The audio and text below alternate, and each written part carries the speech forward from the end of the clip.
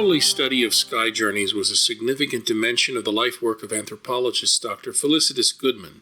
She died on March 31, 2005, at the age of 91. Born and raised as a Lutheran in Hungary, she was educated by the Ursuline nuns. As an adult, she trained first as a linguist and later as an anthropologist. Her research on glossolalia and on religious ecstatic trance experiences is the definitive work on these topics. Glossolalia, of course, means speaking in tongues, and if you're interested in that and understanding it, Dr. Goodman gives you the definitive work on the subject. 8 years before her death, Dr. Goodman published a brief reflection on what she expected to happen to her in death and her journey into the realm of God. She learned the substance of these reflections in trance experiences. The journey into the realm of God that she anticipated and described echoes similar journeys recorded in the Bible and other ancient literature. Sky journeys, there are round-trip journeys, such as found in the book of Revelation and 2 Corinthians. And there are also one-way sky journeys, like Luke chapter 24, verses 50 to 51. Turning to Genesis, we have yet another one-way journey, that of Enoch. Genesis 5, verse 24, Enoch walked with God, and he was no longer here, for God took him. Some human beings who have made a one-way sky journey while still alive must still return in order to complete the circuit, the round trip. 2 Kings chapter 2, verse 11. As Elijah and Elisha walked on still conversing, a fiery chariot and fiery horses came between the two of them, and Elijah went up to sky vault in a whirlwind. How are we to understand these sky journeys? Are they real? Did these characters only imagine that they were traveling? Or, in some instances, is the sky journey simply a literary fiction? One anthropologist defines the shamanic soul flight or soul journey as an ASC, altered state of consciousness, in which some aspect of the experient, the soul, the spirit, or the perceptual capacities, is thought to travel to or be projected to another place, generally a spirit world.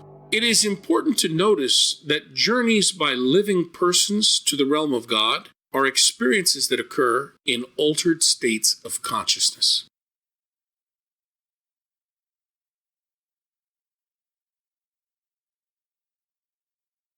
Anthropologists and neuroscientists point out that the human sense of continuity of consciousness is illusory. The brain works hard at maintaining a sense of continuity, though the experiences are quite disparate. Human beings actually have the ability to pass through more than 35 different levels of consciousness or awareness.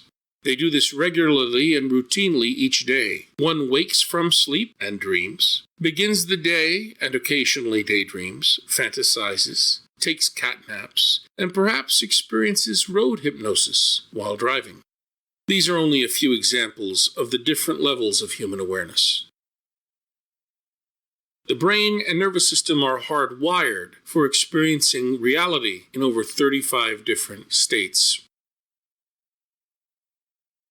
A second element in this definition is that some aspect of the human person makes the journey. The traveler doesn't necessarily make the journey bodily. The clearest example occurs in the ascension of Isaiah. Though his companions, quote, did not think that the holy Isaiah had been taken up, end quote, the spirit guide or angel who took Isaiah on his sky journey says, "You have to return into this body." Thus, the author visionary of this work claims that Isaiah's journey was similar to what contemporary anthropologists and psychiatrists would call an out-of-body experience. Philo, the first-century Israelite scribe from Alexandria, speaks of practitioners of wisdom who make sky journeys. Quote, in mind and thought they share the ranging of the moon and the sun and the ordered march of the other stars, fixed and planetary. While their bodies are firmly planted on the ground, they provide their souls with wings, so that they may traverse the upper air and gain full contemplation of the powers which dwell there. There is a sizable scientific literature on this, and the similar event known as a near-death experience. A third element to note in this definition is the phrase, is thought to travel or be projected. While some might interpret that phrase, is thought, as an expression of skepticism or disbelief concerning the journey, it rather reflects an anthropologist's respect for the visionary's report. Once the investigator establishes that his or her native informant is truthful and trustworthy, he or she reports the information communicated as truthful and trustworthy. The challenge is to understand it in the scientific terms known to the investigator.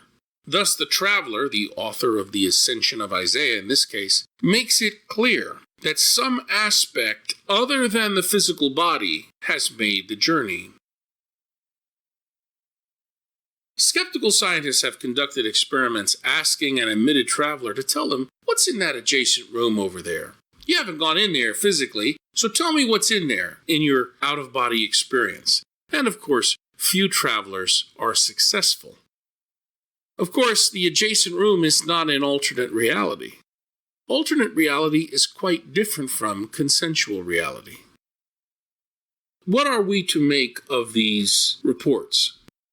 Are they fictions written about famous ancient persons, religious figures, to tell some kind of religious truth? Or is it something else?